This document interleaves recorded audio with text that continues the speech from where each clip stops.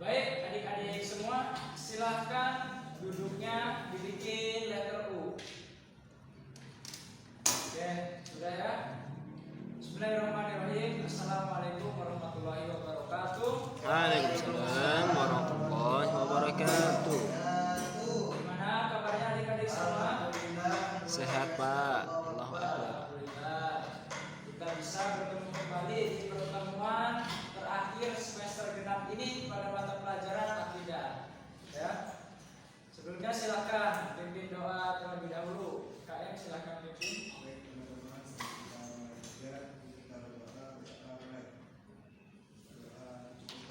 Ya, terima kasih. Bapak cek kehadiran kalian dulu ya. Muhammad Reganata, Muhammad Rizal Ridho. Hal. Ya, alhamdulillah semuanya bisa hadir di pertemuan hari ini. Oke. Bapak mau tanya nih, materi sebelumnya kita belajar tentang apa? Al-Aziz. Al-Aziz, Asmaul Aziz artinya Allah Maha Perkasa. Contoh perilaku yang mencerminkan Asmaul Aziz. Coba satu orang, Akas, silakan. Yang Maha Kuat.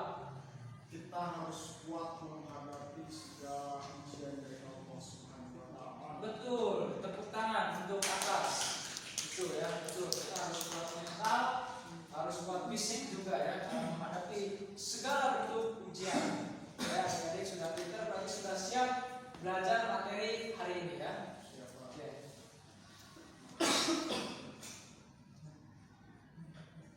Nah, pada pembelajaran kita hari ini membahas Asmaul Husna Al-Qayyum. Namun sebelumnya silakan perhatikan terlebih dahulu gambar berikut ini. Nah, ini ada gambar semesta, alam semesta beserta isinya dan juga bayi. Bapak mau tanya, apa persamaan kalian ketika bayi ini sama alam semesta ini? Apa persamaannya? Yang tahu? Gimana? Masih diatur ya, betul. Ada lagi? Sama-sama makhluk. Sama-sama makhluk ciptaan Allah Subhanahu wa Ta'ala ya. Oke, jadi apa persamaannya? Kita di waktu kecil sama-sama diatur dan belum mandiri. Nah, tetapi adik-adik semua ada zat yang maha berdiri sendiri, zat yang maha kuat, zat yang maha mandiri, yaitu Allah Subhanahu wa Ta'ala Maha Al-Qayyum. Jadi adik-adik kan sudah usia berapa? 12 tahun lah ada ya. 12 tahunan. Nah, itu harus bisa mandiri. Karena mandiri ini adik-adik bisa membuat kita lebih bertanggung jawab dan percaya diri tentunya ya. Nah, apa sih Al-Qayyum itu? Yuk kita bahas. Nah, jadi Asmaul Husna Allah Al-Qayyum itu berarti Allah Subhanahu wa Ta'ala Maha mandiri, Maha berdiri sendiri, dan Allah tidak membutuhkan bantuan apapun. Ya, Asmaul Husna Al-Qayyum ini artinya apa? Allah itu mampu mengurus seluruh ciptaannya. Allah mampu mengurus seluruh makhluknya. Oke. Nah, di sini ada dalil Al-Qur'an surah Ali Imran ayat 2 ya. Bapak akan bacakan dulu, nanti kita sama-sama baca. Perhatikan dulu semua bacaannya dari Bapak. Bismillahirrahmanirrahim. Allahu la ilaha illa huwal hayyul qayyum. Allah tidak ada Tuhan selain Dia yang maha hidup lagi maha mengurus makhluknya secara terus-menerus. Yuk kita baca sama-sama. Bismillahirrahmanirrahim. Allahu la ilaha illa huwal hayyul qayyum. Terima kasih. Nah, adik-adik, di sini ada lafaz yang menarik. Kenapa lafaz Al-Qayyum itu selalu disandingkan dengan lafaz Al-Hayyu? Kenapa?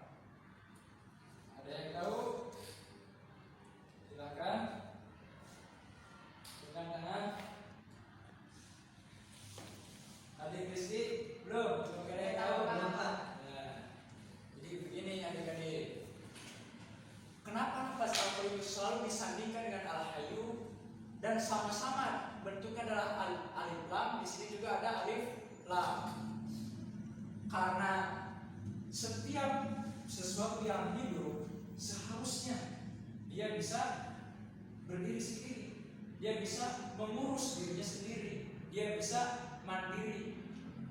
Begitupun adik-adik semua. Adik-adik semua di sini makhluk hidup ya, bukan makhluk mati ya, makhluk hidup. Nah, maka harus bisa mengurus diri sendiri seperti itu. Karena lafaz al-hayyu itu selalu bergandengan dengan lafaz al-qayyum. Jadi yang hidup itu harus bisa mengurus dirinya sendiri seperti itu. Nah, dalam kaidah bahasa Arab ini ilmu baru ya adik-adik tulis, ada yang namanya lafaz nakirah dan ma'rifah. Ada spidol.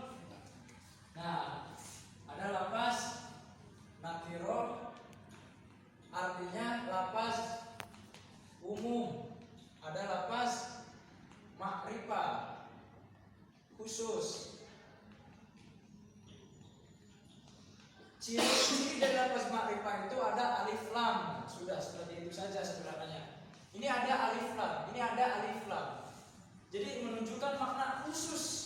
Jadi jelas segala yang hidup itu harus bisa mandiri, harus bisa mengurus dirinya sendiri seperti itu ya.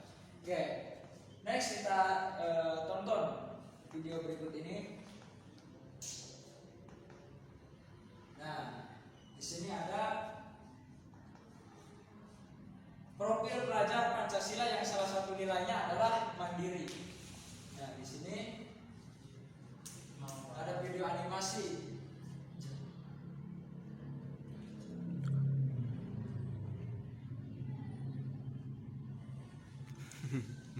Ya, jadi dari video tersebut orang tua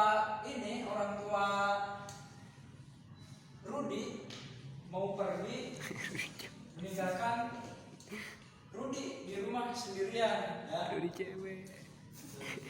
Ya, ini kakaknya ya. Rani. Ada dua ya. Bapak itu Rudi, ini Rani. Mohon maaf ya. Nah, jadi Rani dan Rudi ini mau ditinggal orang tuanya ke rumah pamannya.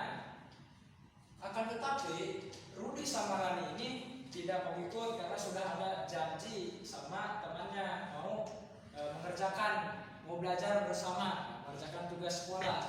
Nah, coba sebutkan nih oleh adik-adik perilaku mandiri apa dari video tersebut yang mencerminkan al-qayyum. Kan tadi kan berarti kan harus apa tuh? Nanti kan gak ada orang tuanya, ditinggalin orang tuanya. Berarti kan harus nyiapin ini, nyiapin itu. Nah, coba sebutkan, silahkan tuliskan ya dari adik-adik. Bapak tunggu silakan.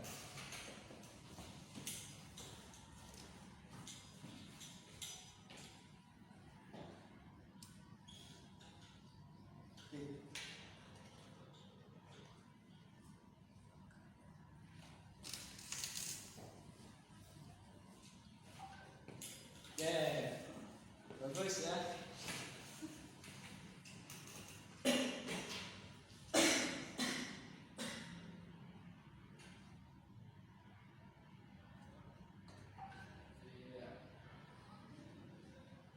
Oke, tepuk tangan dulu dong teman-temannya yang sudah berapa dulu.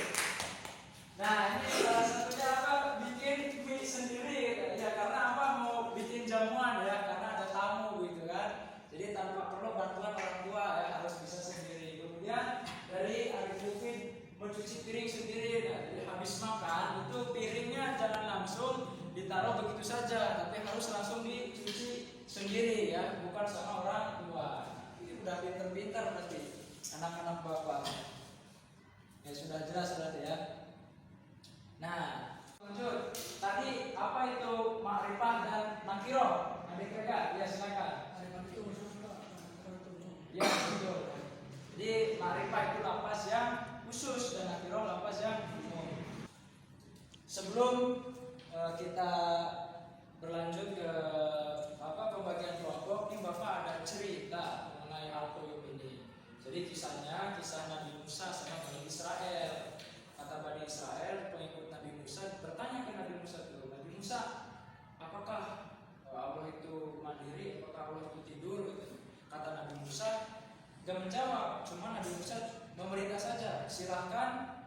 kamu tidur memegang gelas yang berisi air seperti itu. Akhirnya dia menurut ke Nabi Musa, dia semalaman pegang air, tetapi saking ngantuknya akhirnya si Bani Israil tersebut tertidur dan pecah si gelas itu. Nah, apa maksudnya? Itulah akibatnya. Jika Allah tidak maha al-qayyum, jika Allah tidur, tidak mengurusi makhluknya, maka akan seperti gelas tadi, akan rusak, akan pecah, akan hancur seperti itu. Ya. Jadi jelas ya sampai sini ya. Nah, silakan sekarang dibagi kelompok ya kelompok ya. Nah ini kan sudah letter U ya. Ini kelompok 1, kelompok 2, kelompok 3. Ini Bapak bacakan soalnya. Siregar adalah siswa SMP kelas 7. Dia dibesarkan oleh kedua orang tuanya yang kaya. Siregar selalu dimanja, apapun yang dia mau selalu dipenuhi orang tuanya. Di sekolah, Siregar suka pamer barang mewah yang dia miliki dan suka mengejek temannya yang lain.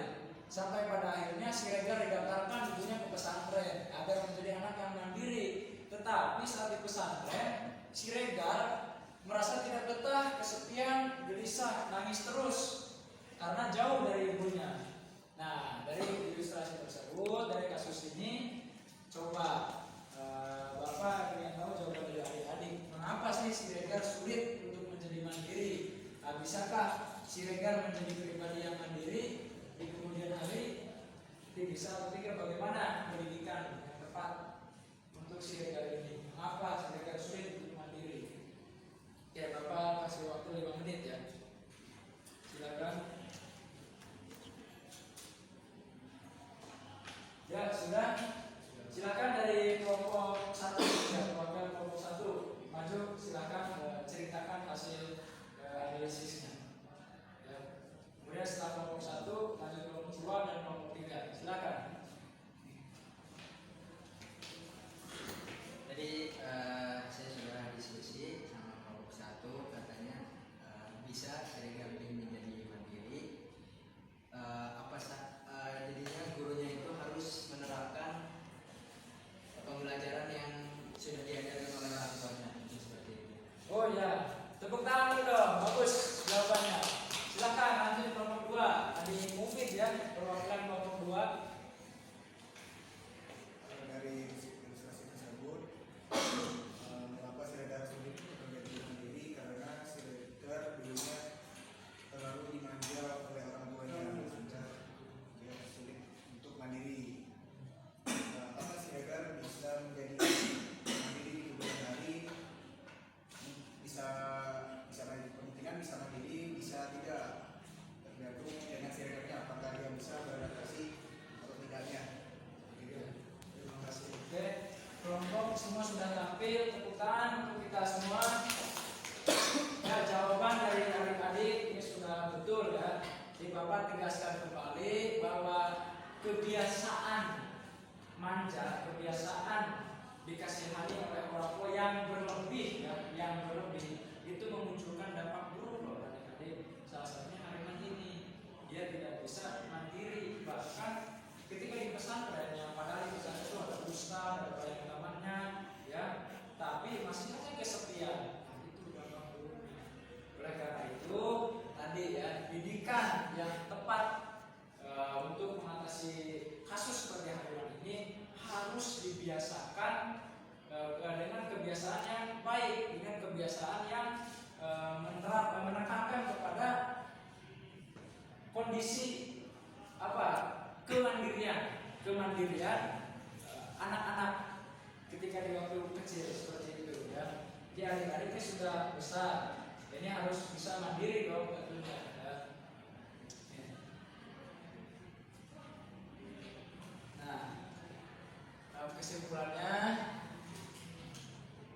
di kekuasaan Allah itu adik-adik meliputi seluruh ciptaannya, itu harus diingat. Dan untuk mengurusi seluruh ciptaannya tentu Allah memiliki sifat al-qayyum, mandiri. Maka kita sebagai muslim yang beriman harus bisa mengimani asma-asma qayyum ini dalam perilaku kita sehari-hari seperti itu ya. Ya, di sini ada LKPD ya. Silahkan dibagikan LKPD-nya. Kerjakan sekarang ya. Dan di situ di LKPD lihat ada tugas tambahan yang dikumpulkan di Google Drive ya. Ya, yang untuk yang kemarin Bapak tegaskan hasil LKPD kemarin sudah Bapak nilai dan ada sebagian yang remedial. Ya, silakan yang remedial nanti wawancara ya mau ibu teman-teman silakan. Nanti hasilnya ditulis dalam buku mindmap tentang apa? Tentang materi yang kemarin basis ya. Ya, basis itu. Itu saja. Ada pertanyaan? Sampai sini ada pertanyaan? Jika tidak ada, silakan adik-adik persiapkan untuk minggu depan ujian ya, ujian akhir semester genap. Oke, jika tidak ada, terima kasih telah mengikuti pelajaran hari ini. Yuk kita sama-sama tutup dengan hamdalah. Alhamdulillahirabbil alamin. Warahmatullahi wabarakatuh. Waalaikumsalam warahmatullahi wabarakatuh.